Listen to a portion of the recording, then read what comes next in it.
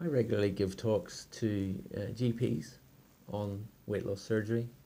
I explain how my practice works and how we're different to other practices with the team approach.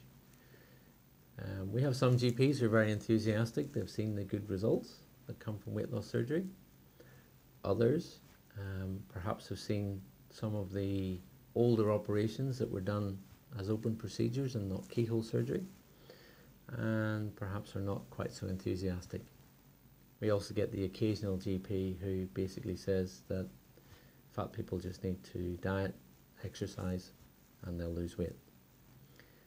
There's been a recent article in the Medical Journal of Australia in August of 2011 from a professor of surgery in Melbourne, who clearly argues that diet and exercise and medical treatment of obesity doesn't work in the long term. The only thing that will work for someone who's got a BMI of 30 or more in the long term is some form of weight loss surgery.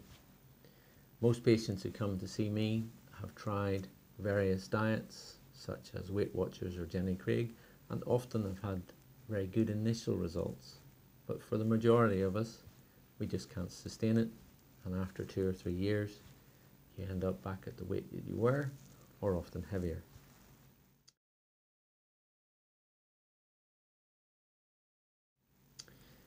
The other thing about weight loss surgery is a lot of people think it's only for extreme weight loss patients, such as what we call the super obese, people who have a BMI of 60, who are 200 kilos or more.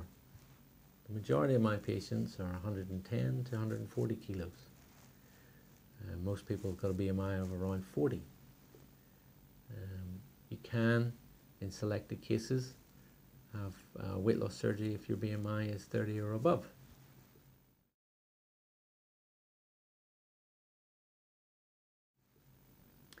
The groups that I would like to see more of are people with diabetes, people with obstructive sleep apnea.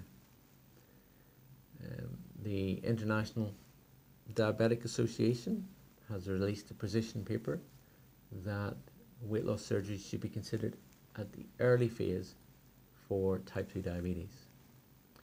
There's clear evidence that if we can get a type 2 diabetic who's overweight whenever they are maybe just starting on their tablets, they will do better than if we get them in 5 or 6 years' time when they've progressed from tablets and onto insulin. So I would very much like to see people at an early stage. Obstructive sleep apnea is increasingly common and has been shown to have quite a high long-term mortality. It can be managed with CPAP machines, but if we get them coming to surgery with as little as 10% excess weight loss, your sleep apnea can go away. I have a patient who's an interstate truck driver, had severe sleep apnea, and after 6 weeks we repeated his sleep study and his sleep apnea had disappeared entirely.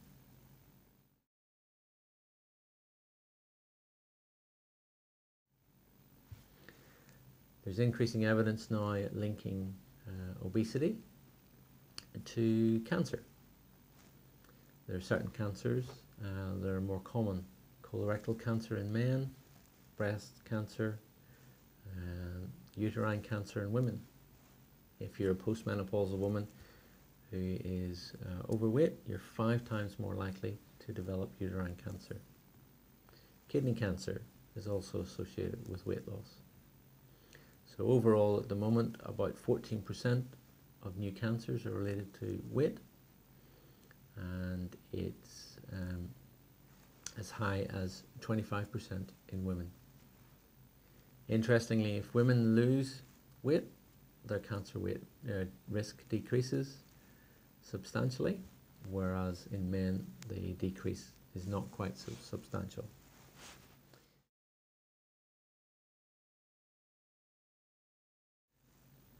With men, there's now a link between obesity and erectile dysfunction. With pregnancy, it's been shown that if you're overweight during pregnancy, and particularly if you develop gestational diabetes, you're more likely to have a baby who is heavier, and that baby is then more likely to become overweight or obese in teenage life.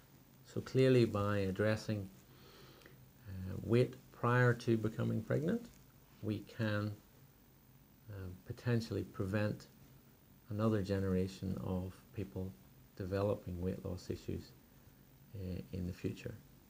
So certainly the guidelines from the obstetricians is if you've got a BMI of over 30 and you're thinking of becoming pregnant, then you should think about weight reduction beforehand.